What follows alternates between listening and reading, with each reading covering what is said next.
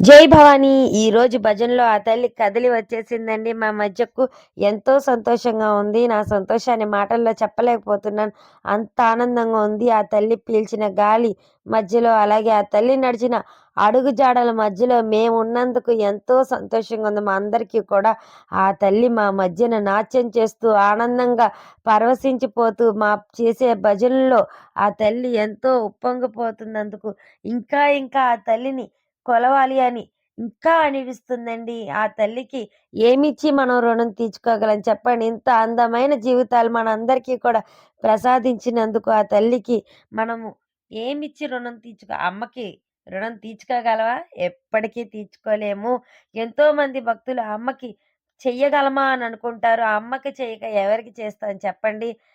ఆదిపరాశక్తి, అలాగే శాంత స్వరూపిణి.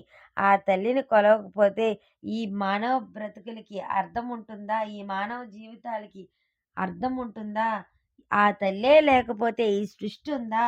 ఈ సృష్టి అంతా కూడా ఆ తల్లి నడిపిస్తున్న ఒక మాయ. ఆ అమ్మ లేనిదే ఏదీ లేదు. మనస్ఫూర్తిగా ఆ తల్లిని నమ్మండి, నమ్మి కొలవండి. మన వెంటే ఉంటుంది.